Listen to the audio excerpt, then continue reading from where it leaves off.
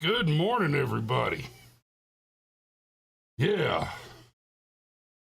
I am going to make the case for why it's not too early to start talking about Thanksgiving. And I think it's important. It's an important conversation to have. Let's do this.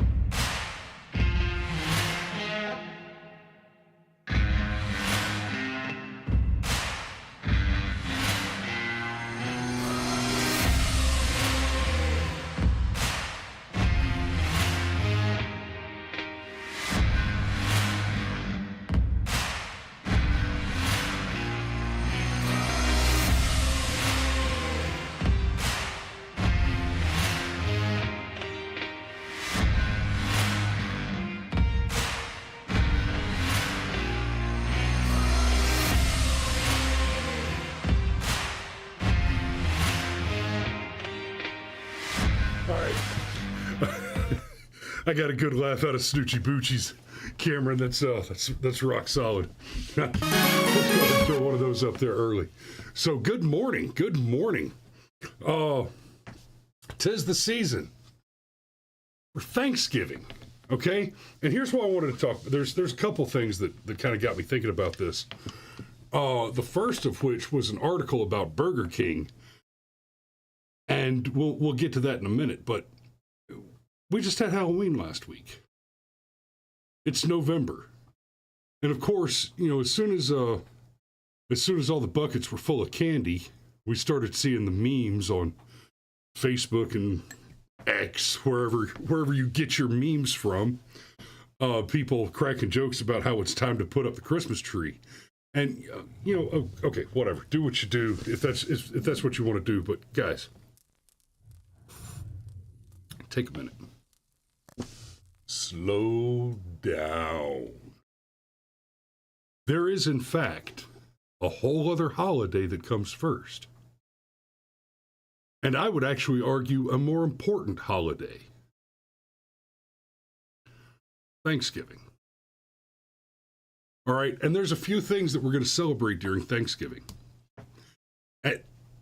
For Christmas, at the core, if you're going to go into the reason for the season stuff, it's the birth of Christ. Okay, it's a birthday.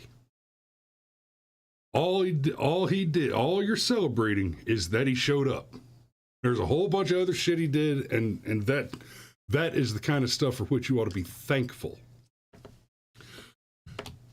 Christmas is also 2 months away. You got a minute. Slow down. Now, there's a good argument and a reasonable suspicion to be had that you see all the memes about putting up the Christmas trees because, well, the retail stores are desperate for you to go ahead and do your Christmas shopping. And I'll be fair, it's not a bad idea to go ahead and do your shopping a little bit at a time, piece by piece, here and there as you go forward. But there's reason to be thankful. Danny already stepped on one of my comments. So I'll go ahead and touch that one. We also have Veterans Day and the Marine Corps birthday coming up this Saturday, in fact. And there is a good reason to be thankful. And this isn't just a, hey, thank me for my service type of moment. No shit. There are a lot of veterans out there who ruined themselves trying to fight the war and make sure that you had an American dream to go for. Right? I served, and I appreciate every time somebody says thank you for your service.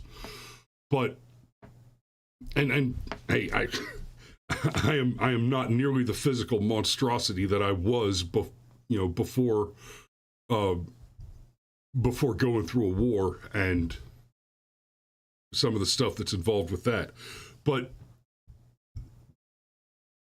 there's that's something to be thankful for. That, some all gave some and some gave all.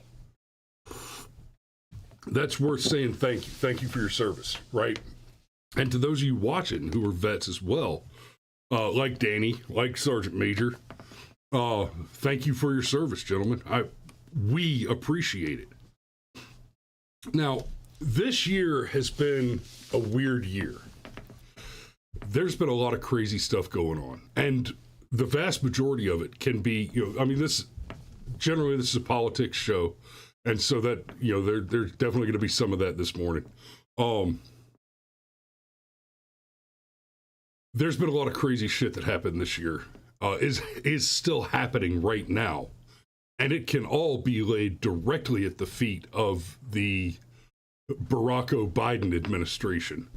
Biden and Harris have really done a number on us. I mean, okay, so it wasn't this year, but it's been ongoing this year. The Ukraine-Russia conflict, that's Biden's fault. Gas prices, that's Biden's fault. All of that, yes.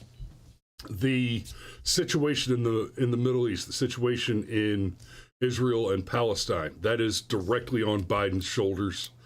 And it not only is it directly on Biden's shoulders for funding the initial attack, but lest you've been paying attention, Biden has been actively funding the bad guys. Biden is sending funding to Hamas to fund their war effort in the guise of aid packages. And when I say in the guise of aid packages, let me be very clear about how this works. I've talked on the show before about the Cash for Work programs that Obama ran in Afghanistan while I was over there. We would hand tools and local currency cash to local nationals for them to go work. Right? This is one of the scams that I spent time compiling data on while I was over there conducting intelligence operations. And we watched these guys. They would show up, they'd collect the tools, they'd get the money, and then they'd just go and fuck off and, go sit in the tea shop and go nap under a tree. And, just go hang out. And in fact, do no work. The program was an Obama program. It was designed to put money into the pockets of the terrorists. It was designed to launder U.S. tax dollars in order to fund terrorism. Bit Danny says sell the tools. We actually didn't run into a lot of that because returning with the tools and turning the tools in and signing the hand receipt for the tools was a stipulation on getting paid. So we didn't actually lose any tools. The inventory on the tools themselves was pretty good. So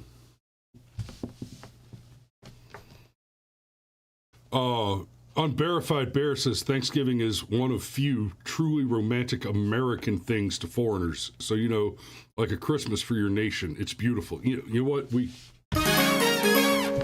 I'll have to come up with something better than a top comment for comments like that, because what I really mean is thank you, Bear. That's I appreciate that perspective. So But yeah, a lot of weird things happened this year. A lot of crazy stuff with the trannies and all that stuff. But we have actually chalked some W's in the win column this year. Not least of which, Disney's Snow White delay reportedly comes from fears it will be a financial disaster, Insider says. So I don't know if any of you have seen it yet. I haven't gotten a chance to because I don't have the right streaming service apparently. But South Park just did a great episode. I'm told, I've seen some clips from it, called South Park joining the Panderverse or into the Panderverse, and it's apparently there are a couple of different story arcs, but the big one is that all of the boys have been replaced with diverse women of color type of characters. They've all been replaced with like black lesbians and Chinese transgenders and whatever other flavor of diverse characters they've been replaced with, and we're all supposed to pretend like we just don't notice that it's a different character, because of course a large part of the communist ideology is that human beings are utterly exchequable and interchangeable. Disney tried to pull this with the Snow White movie. They brought us this brown Snow White, and this is one where let's say it was any other character, almost any other Disney princess, and you wanted to race swap her, and it'd be a different story. But they picked Snow White on purpose because the character is described explicitly as being white. That's why they did this one in particular, right? Now, we saw all the commentary about the Little Mermaid when they gave us the Black Little Mermaid, and it was that one was probably second to this one in the least replaceable character as far as the race swap goes, because the Little Mermaid, you've got basically two arguments. Either we're talking about a fictional creature that would probably look more fish than human, and so the skin color, if you're trying to stick appropriately, is going to be more of a blue or a green, or if you're going to be more classical in the text, then it's a Scandinavian. The original story is a Scandinavian story where obviously the bias there would lean toward the characters being white, because it's an old enough story that we're not even talking about people who are especially aware of other than white-skinned people because of early regional balkanization. So this one it's a very intentional replacement, kind of like the Valkyrie scene in Thor Ragnarok, where you have all these beautiful blonde, white, clearly Viking women on horses, and the only one that survives is the brown one. That's a none too subtle message there, kiddos. And in this, they even went the Peter Pan route from the Peter Pan and Wendy, where they took the characters and just started race and gender swapping all of them. And you went from 7 dwarves who were mine workers. And remember, when we're talking about Snow White, we're talking about dwarf, not a human being who suffers from the disease of dwarfism, which is named after the fantasy creature, but you're talking about the actual fairy tale creature, dwarves, right? Like elves or pixies, etc. You're talking about creatures that are roughly humanoid, but it's an entire species different to human. They're small human-shaped creatures, which are called dwarves.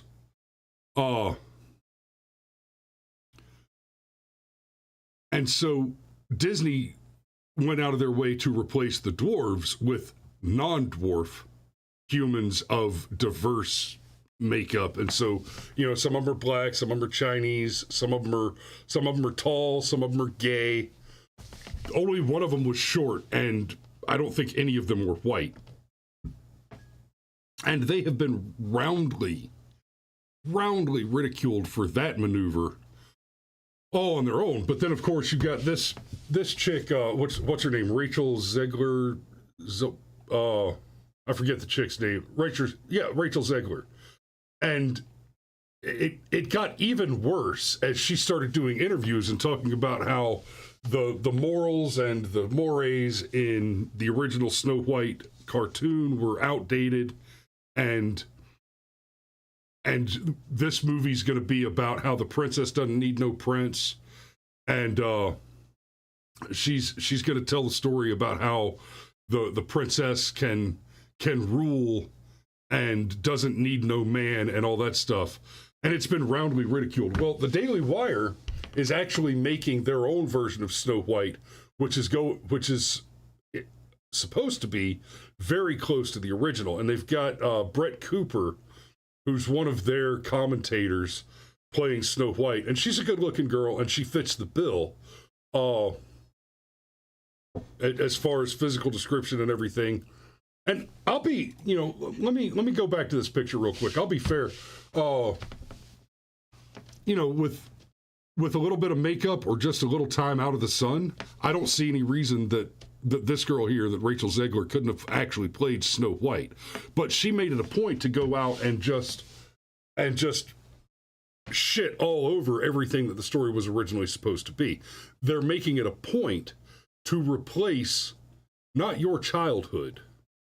They're making it a point to replace what your parents thought were good things for you to experience in your childhood with propaganda designed to encourage your children to feel shame for being white, or for being straight, or for being for retaining the genitalia with which they were born, to feel shame for being Americans. And Disney had to back off. Disney pulled the plug on this. And now they say that they're delaying the remake until March of next year. I'm sorry, March of 2025. I will honestly be surprised if that happens at all. And then what's another good one? This is the one that actually got me thinking about the whole thankful for the wins thing. Remember Target had to move all their LGBT products because of the boycotts, and Bud Light had to do all the backpedaling after the whole Dylan Mulvaney fiasco. And oh God, bear with me. This news article is trying to bury us in ads, so we can't read it. So I got to pull it up in the. I should have pulled it up in the archive to begin with.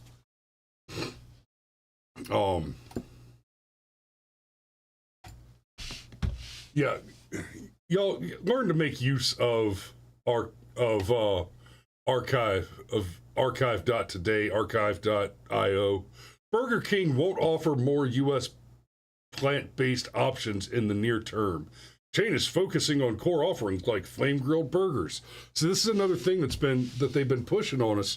You will live in the pods, you will eat the bugs, or you will go vegan or vegetarian. And I have zero more patience for these soy boy sociopaths mixing a bunch of chemicals, carcinogens, and red food coloring together and telling me that it's just as delicious as meat. You're wrong. You're dead wrong. You're deadly wrong. And that poison just, I don't want it. I don't want my kids to be poisoned with that garbage. And I have not tried an Impossible Burger. I will not try an Impossible Burger. I have burgers. Burgers are good for you. It's meat. Food is good. There's a finite amount of life in this world, and if you want to continue to live, you must consume life. That is non-optional. That is non-optional. That may sound like witchcraft to the uninitiated, but the fact of the matter is, if you do not consume things which are alive, you will not continue to be alive. Burger King won't offer more U.S. plant-based options in the near term. Not too long ago, vegan and plant-based offerings at fast food restaurants seemed like the wave of the future. Now, they're starting to look like a relic of the past, and thank God for that. This isn't the first time we've seen a news article saying that these Impossible Foods groups are starting to suffer some major financial declines, and that is also worth being thankful for. So, 'tis the season, guys. Get a whole turkey. Get a real turkey. Roast it, fry it, spatchcock it, and smoke it on the grill. Hell, at our place, we'll probably do all three because, well, once the horde is assembled, good God, do you need a shitload of birds to feed that many mouths. It's not just there's a bunch of us, but we all have 4 kids. It's crazy. Anyway, oh yeah, and the boys are pointing out it's rabbit season, it's duck season. If any of you haven't tried it, if any of you don't know, I'm telling you, game is good. Squirrels are delicious. Rabbits are delicious. Okay? What was the other? Oh, venison. Good God, Dad took a doe in the yard last week, and we grilled and ate the heart this weekend. If you've never had grilled heart, that's pretty excellent. Pit Danny says turkey buzzards are on sale in Rockdale. I want to know if that's a joke. Ma says don't mess with my ducks. You're right, Ma. Ducks are delicious. I'm a big fan, especially when the Thai do that Panang curry duck. I love that. But your ducks, I promise, Mother, your ducks are safe. And Bear says Merca. Bear, if you ever make it to these shores and you look me up, I will be happy to take you shooting. You just say the word. Hey, Wapping Boy, no more bullets. Man, Steve, I cannot express to you how much we missed you this weekend. I'd have loved to have poured into another old fashioned while we were rocking it out, because it was a good weekend this weekend. Right up until the sound on the Big Yard movie failed, but that is there's already a solution that works for that for the next get together, guys. I got a little something in the pipe for that. So I think I've just about covered everything that I want to cover, but I do want y'all to remember and think about it like this. Okay, Christmas is almost 2 months away. For the next month, right? And not even a month, because Thanksgiving isn't a whole month away. But be thankful. Really and truly think about what there is to be thankful for. Right? Cameron and I have done a special on Thanksgiving morning every year for the last almost but not quite a decade. And I fully expect, I hope that Cameron, you're watching. I hope I can at least get you over here for that one. I mean, I know you're busy as a squirrel trying to shit a pineapple right now. I would love to at least get you over here and do a special Thanksgiving morning. But and on that morning, we've talked about what we're thankful for. This year, I want you to make it a point, and I would love it if everybody made it a point going forward every year for the month of November leading up to Thanksgiving. Let's discuss. Let's meditate on it. Let's talk about what there is to be thankful for. Thankful for friends and family. We had a great get together this weekend at Mom and Dad's house.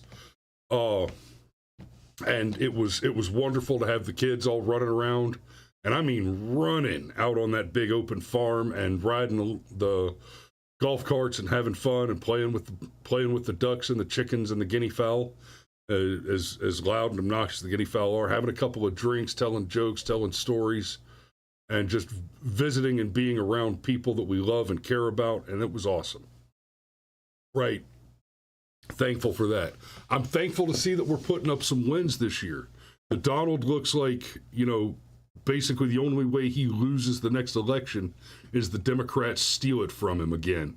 And while there appears to be a high degree of probability that that's how it goes, the fact that there are enough people supporting him buoys my spirits and expectation and hopes for the future of this country.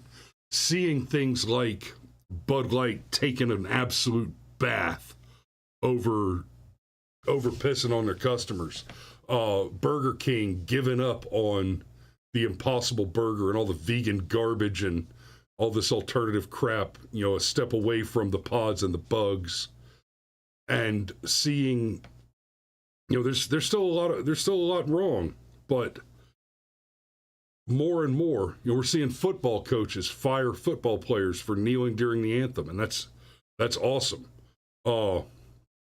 It's great to see, like Bear says, it's great to see the pendulum swinging back, and I'm thankful for that. I will caution you some. The pendulum can swing too far, and that's one of the big problems with it.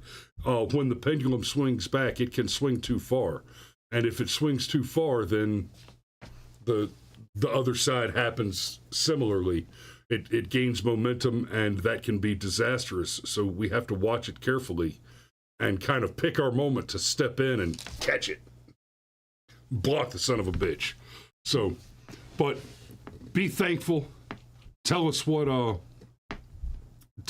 thankful for. Leave a comment in the description or under the description. Leave a comment, and whether you're watching on Rumble or I see some of you are watching on Facebook and YouTube, and Twitch. So wherever you're watching, leave a comment and tell us what you're thankful for, and then share the show with people who you think will enjoy the conversation this morning. I'm going to go ahead and put a pin in it right there. Thanks for watching this morning, guys. We love you, and we will see you tomorrow.